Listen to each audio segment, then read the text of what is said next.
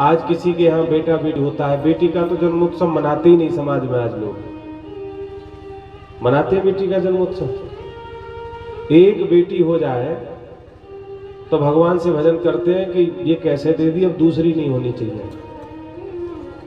एक बेटी होते ही बहुतेरे अल्ट्रासाउंड आदि करा के, पेट में जांच करा के कि दूसरा बालक बेटी है कि बेटा, उसको पेट में ही मार देते हैं।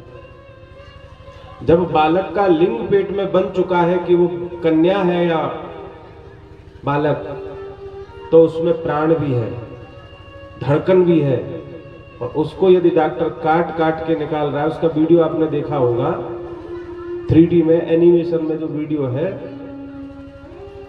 कि एक एक अंग को डॉक्टर काट के निकालता है। गर्भपात कराता है, जो गर्भपात कराता है, गर्भ भ्रूण हत्या कराता है, गर्भ के बालक की हत्या कराता है, उस व्यक्ति का चेहरा देखने से भी पाप लगता है। और सुनो, भ्रूण हत्या का कोई प्रायश्चित भी नहीं है। कोई ये सोच ले कि हम प्रायश्चित कर लेंगे, यज्ञ कर लेंगे, गंगा नहा लेंगे तो मुक्त हो जाएंगे। नहीं मुक्त हो सकते। मरने के बाद में वह स्त्री चाहे पति के कहने पर भ्रूण हत्या करा रही हो, चाहे ससुर के कहने पर, बहुत ही ऐसी होती है जो दबाव में ये काम करती है बेचारी।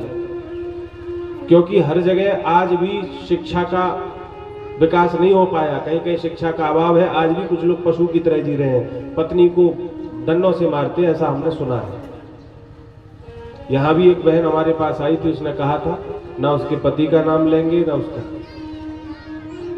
यजमान परिवार की बहू के साथ बात उसने बताई कि पति शराब पीता है और उसको कभी कभी डंडों से मारता है। कह रहे तो बहन जी नील पड़ जाते हैं ना मेरे, तो उसने कहा हाँ नील पड़ जाते हैं। मत सुनो तुम कथाएं, मत जाओ मंदिरों में, मत पूजा पाठ करो, अपने आचरण को सुधार लो, सबसे बड़ी कथा है। भगत होने का नाटक करो, गुरुओं के बाबाओं के पास जाकर पैर छूते डोलो, कल्याण नहीं होने वाला इन चीजों से।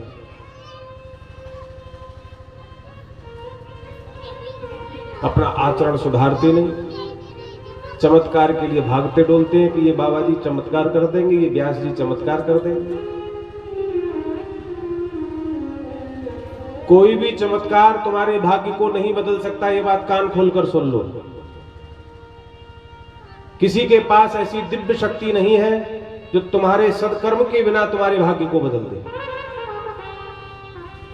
और तुम्हारे सत्चरित्र में और भगवत भजन में ही वो सामर्थ्य है कि वो तुम्हारे प्रारब्ध को भी बदल सकता है।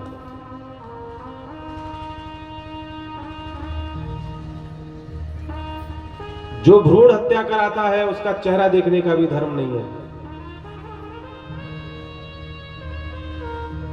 और जो अपनी पत्नी को पीटता है,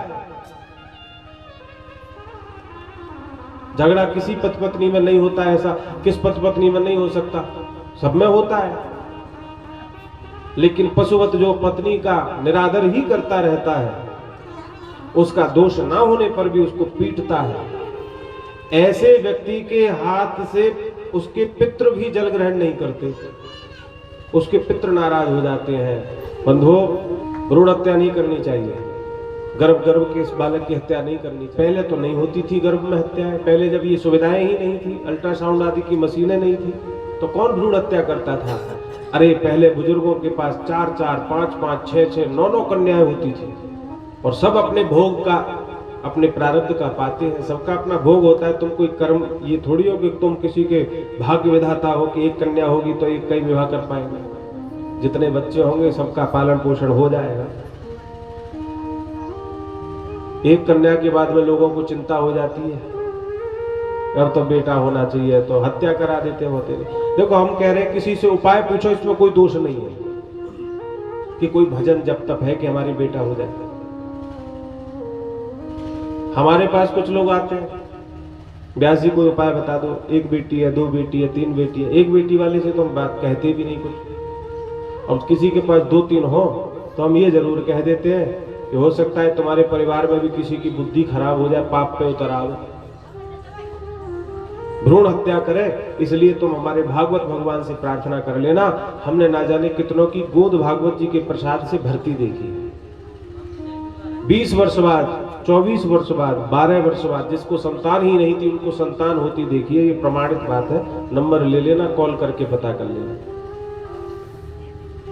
और एक भैया तो हंसकर कह रहे थे, गुरुजी हमें 2 कथाओं का प्रसाद मिला था इसलिए हमारे जुड़वा बच्चे हुए।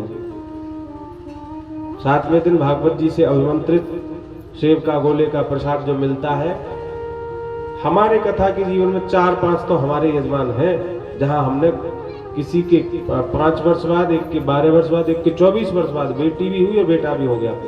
बात यह चल रही थी, प्रसंग यह चल रहा था, बेटी का उत्सव नहीं मनाते, बेटे का मनाते। और आजकल बेटे का उत्सव भी कैसा मनाते हैं, क्या मनाते हैं?